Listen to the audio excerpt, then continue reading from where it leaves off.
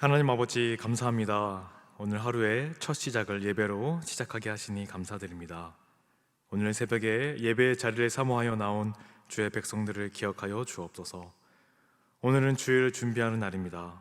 오늘 하루도 주일을 준비하며 승리하는 삶을 살아갈 수 있도록 인도하여 주옵소서. 감사드리며 예수님의 이름으로 기도드립니다. 아멘.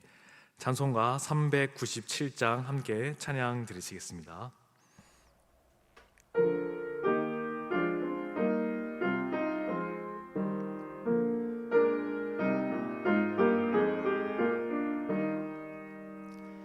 주 사랑 안에 살면 두려움 없으며 그 사랑 변함없어 늘 마음 편하다. 저 폭풍 몰아쳐서 내 마음 떨려도 주 나의 곁에 계셔 겁낼 것 없어라. 주 나의 목자시니 부족함 없으며 주 인도하는 대로 늘 따라가리라. 그 지혜 나를 깨쳐 내 앞길 밝히니 나 주의 길을 따라 주 함께 살리라. 저 넓고 푸른 들밭 내 앞에 열리고 그 검은 구름 거쳐 새하늘 보인다. 끝없는 나의 소망 저 환한 생명길 참 보배 되신 주님 늘 함께 하소서.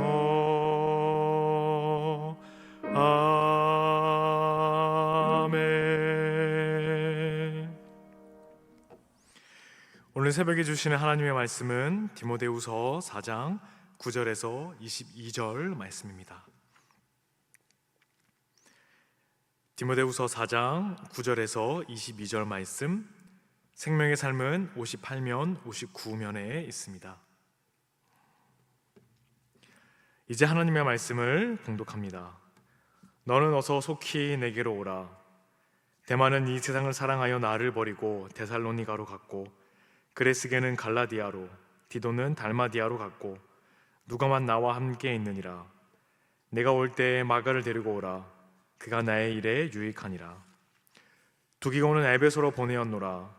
내가 올 때에 내가 드로아 가보의 집에 둔 겉옷을 가지고 오고, 또 책은 특별히 가죽 종이에 쓴 것을 가져오라. 구리 세공업자 알렉산더가 내게 해를 많이 입혔음에 주께서 그 행한 대로 그에게 갚으시리니 너도 그를 주의하라. 그가 우리 말을 심히 대적하였느니라. 내가 처음 변명할 때에 나와 함께한 자가 하나도 없고 다 나를 버렸으나 그들에게 허물을 돌리지 않기를 원하노라. 주께서 내 곁에 서서 나에게 힘을 주심은 나로 말미암아 선포된 말씀이 온전히 전파되어 모든 이방인이 듣게 하려 하심이니 내가 사자의 입에서 건짐을 받았느니라. 주께서 나를 모든 악한 일에서 건져내시고 또 그의 천국에 들어가도록 구원하시리니 그에게 영광이 세세 무궁토록 있을지어다. 아멘. 브리스가와 아굴라와 및 오네시보로의 집에 문안하라. 에라스도는 고린도에 머물러 있고 드로비버는 병들어서 밀레도에 두었노니 너는 겨울 전에 어서 오라. 으블로와 부데와 리노와 글라우디아와 모든 형제가 다 내게 문안하느니라. 나는 주께서 내 심령에 함께 계시기를 바라노니 은혜가 너희와 함께 있을지어다. 아멘. 이 말씀은 살아계신 하나님의 말씀입니다. 오늘 새벽에 이 자리에 나오신 여러분에게 하나님의 귀한 은혜가 함께 하시기를 간절히 소망합니다. 바울은 자신의 사역 완성과 또 임박한 순교를 선언한 후에 이제 개인적인 상황과 필요를 털어놓고 있습니다. 복음 증거에 전념해온 사도도 정서적인 외로움과 실제적인 필요를 느끼는 존재인 것을 우리는 볼 수 있습니다. 그는 동역자들의 근황을 전하고 디모데의 방문을 간청하고 있으며 또 개인적인 물품들을 요청합니다. 이 부분은 바울의 인간적인 면모를 보여주면서도 끝까지 복음 증거에 헌신된 사도의 모습을 생생히 보여주고 있습니다. 오늘 본문은 세 가지로 나누어 볼 수가 있는데요. 디모데의 방문 요청과 동역자들의 근황을 나타내는 9절에서 13절, 그리고 알렉산더의 대적과 첫 번째 변론인 14절에서 18절, 마지막 인사와 축복인 19절에서 22절, 이렇게 세 부분으로 나누어 볼 수가 있습니다. 복음 전파의 사명을 받은 바울은 인간적인 연약함과 외로움을 경험하지만 주님의 임재와 도우심으로 끝까지 복음 증거의 사명을 완수했습니다. 동역자들의 배신과 떠남, 대적자들의 해악, 법정에서 겪은 고립 속에서도 그리스도께서 바울 곁에 계셔서 능력을 주심으로 복음이 온전히 전파되어 모든 이방인들이 듣게 되고 있습니다. 진정한 사역자는 바울과 같이 개인적인 어려움과 핍박에 흔들리지 않고 맡겨진 사역을 온전히 완수하는 데 집중하며 그 가운데 동행해 주시고 힘 주시는 주님의 임재를 경험하고 그분께 영광을 돌리는 사람입니다. 우리도 바울처럼 하나님의 능력을 힘입어 우리에게 맡겨주신 귀한 사명을 충성되게 감당해 나아가는 저와 여러분 되시기를 주님의 이름으로 축복합니다. 2011년 한 남자의 절절한 노래가 대한민국을 울렸습니다. 그는 노래했습니다. 어두운 밤 험한 길 걸을 때 내가 너의 등불이 되리, 허전하고 쓸쓸할 때 내가 너의 벗 되리라. 나는 너의 영원한 형제야, 나는 너의 친구야. 나는 가수다 무대에 서서 임재범이 부른 여러분이라는 곡은 많은 사람에게 위로와 울림을 주었습니다. 그런데 이 노래는 원래 윤복희 권사님이 부른 찬양입니다. 그녀는 이 노래를 하나님께 드리는 고백으로 불렀습니다. 외로운 인생길을 걸어갈 때에 나는 너의 친구야 라고 말씀하시는 그 주님의 음성을 담은 노래였던 것이죠. 디모데후서 4장은 복음을 위해 평생을 달려온 바울이 남긴 마지막 편지입니다. 마지막 유언과도 같은 이 장에는 바울의 뜨거운 사명감도 담겨 있지만 그보다 더 깊고 진하게 흐르는 것은 외로움과 또 그 가운데 임하시는 주님의 임재입니다. 바울은 디모데에게 이렇게 간절히 말합니다.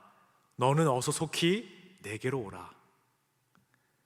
바울은 디모데에게 속히 오라라고 간청하는데 이 말은 지체 없이라는 의미로 단순한 사교적인 요청이 아니라 절박한 필요에서 나온 것입니다.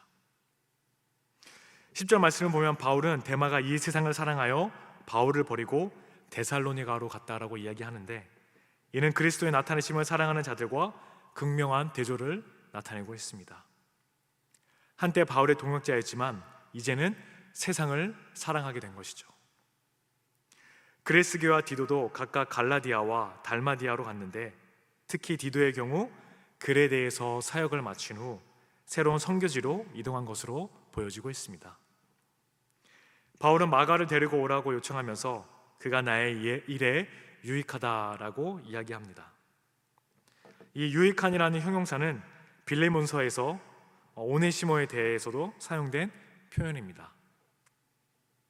나의 일이라는 말은 말 그대로 섬기는 일을 위해라는 뜻으로 복음 사역을 가리키며 마가가 유익한 동료 복음 사역자라는 것을 나타내주고 있습니다.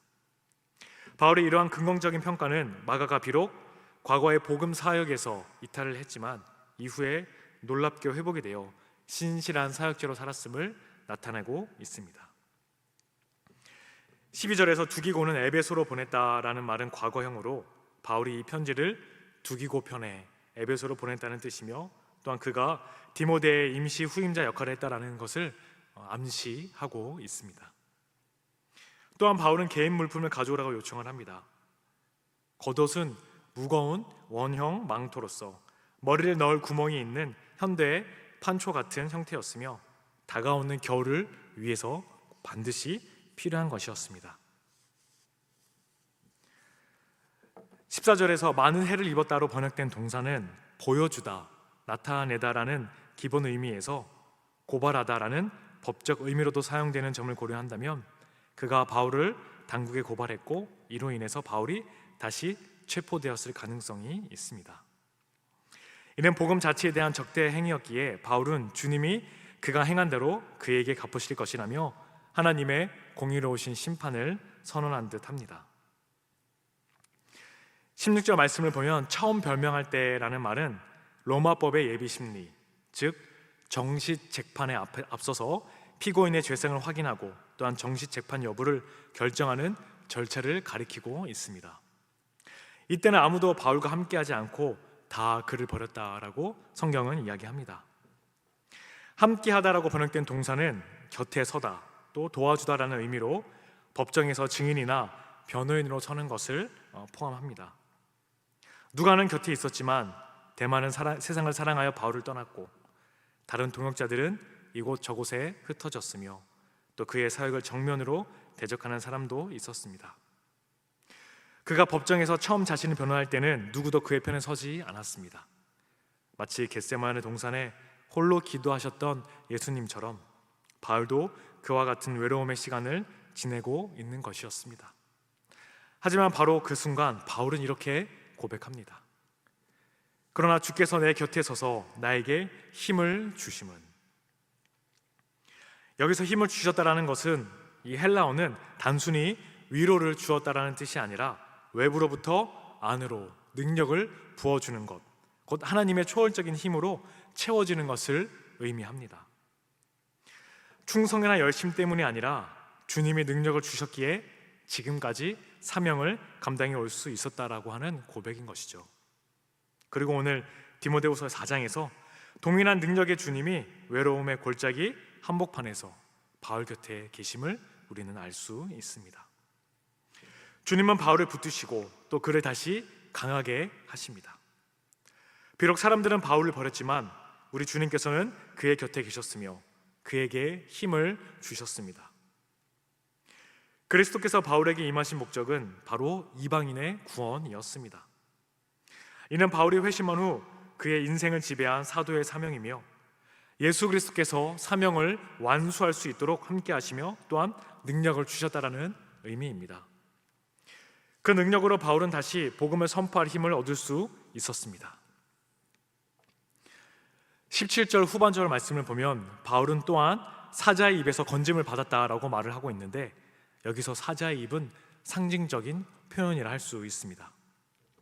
이것은 시편 22편 21절에 극심한 위험에서 구원받았다라는 표현을 차용한 것으로 사자를 로마 황제나 원형 경기장의 사자 혹은 사탄으로 보기보다는 죽음의 위험으로 보는 것이 낫습니다. 죽음의 위협, 고난의 중심, 악한 세력의 공격 한가운데서 주님이 바울을 지키셨다라는 고백입니다. 다니엘처럼 바울 역시 주님의 능력 안에서 보호를 받았던 것입니다. 주님이 바울을 죽음에서 건져내셨기 때문에 그가 황제 앞에서 복음을 전할 수 있었고 또 이방인에게도 복음을 전파할 수 있었습니다. 그러나 그 능력의 목적은 오직 하나, 복음이 온전히 전파되기 위함이었습니다. 바울은 그 능력을 자기 보호나 명예를 위한 것으로 보지 않았습니다. 하지만 바울도 연약한 사람이었습니다. 춥기도 했고 외투가 필요했고 또 지식이 담긴 책과 말씀은 담은 두루마기도 그리워했습니다. 복음의 사도 바울도 실제 필요한 물품이 있었고 또 그는 그것을 부끄러워하지 않고 요청을 하고 있습니다. 그는 끝까지 사람을 찾았고 또 끝까지 관계를 포기하지 않았습니다. 사람에게 상처받고 외면당했으면서도 바울은 여전히 사람을 바라보았고 다시 함께 동역하기를 소망했습니다. 우리도 마찬가지입니다.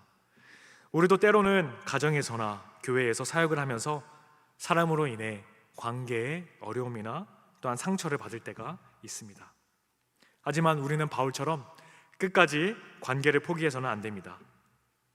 하나님께서 우리에게 허락하여 주신 관계는 어려울지라도 끝까지 사람을 찾고 관계를 포기하지 않았던 바울처럼 상대방을 위해 기다리고 기도하는 저와 여러분 되시기를 주님의 이름으로 축복합니다. 18절의 선언은 영적 구원에 대한 확신입니다. 그는 곧 순교할 것을 알고 있었지만 주님의 위협과 두려움과 배교의 유혹에서 그를 건져내셔서 궁극적으로 천국으로 들어가게 하실 것을 확신하는 말씀이죠. 또한 21절에서 겨울 전에 오라고 재차 요청한 이유는 겨울철에는 지중해 항해가 불가능했기 때문이고 또 바울의 시간이 얼마 남지 않았기 때문이기도 합니다. 그리고 마지막 인사로 그는 이렇게 끝을 맺습니다. 주께서 내 심령에 함께 계시기를 바라노니. 그 고백은 마치 한편의 노래처럼 들립니다. 바울은 외로움 속에서 은혜를 노래하며 디모데에게 그리고 오늘을 사랑하는 우리에게 이렇게 말하는 듯합니다. 나는 너의 영원한 친구야. 사랑하는 성도 여러분, 혹시 지금 여러분은 혼자라고 느끼십니까? 기대했던 사람에게 실망을 느끼셨습니까? 사역의 길, 직장의 길, 가정과 믿음의 자리에서 외로움을 견디고 계십니까? 그럴 때 기억하십시오. 주님이 우리와 함께 하십니다. 그리고 단지 함께 계시는 것으로 끝나지 않습니다. 그분은 우리 안에 능력을 부어주시는 분이십니다. 다시 버티고, 다시 견디고, 다시 살아낼 수 있도록 주님은 오늘도 우리 안에 능력을 채워주시고 계십니다. 오늘도 나의 영원한 소망, 영원한 친구, 영원한 기쁨, 내가 살아갈 이유와 목적이 되시는 주님의 손을 꼭 붙잡고 다시 일어서시는 저와 여러분 되시기를 주님의 이름으로 축복합니다. 기도하겠습니다.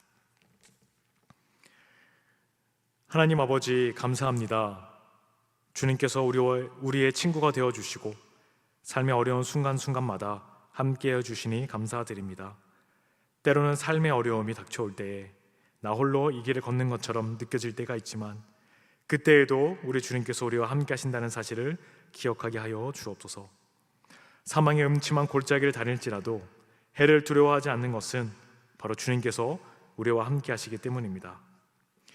성령님께서 허요한 담임 목사님을 붙들어 주시사 주의 큰 권능으로 함께하여 주시고 강건함으로 지켜 주옵소서. 우리 안산제일교회 성도들을 사랑으로 섬기게 하여 주옵소서.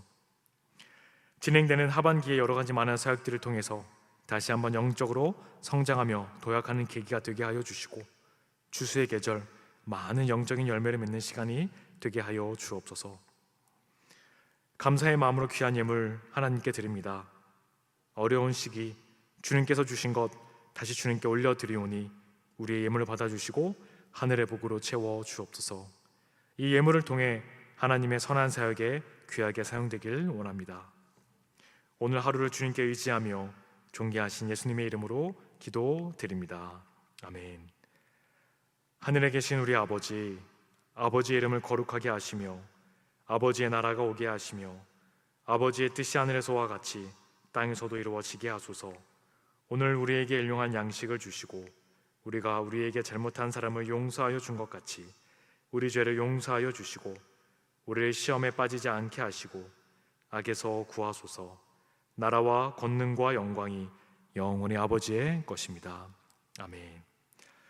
이 시간 기도하실 때에 나라와 민족, 교회를 위해 그리고 오늘 말씀을 놓고 계속해서 기도의 자리로 나아가겠습니다.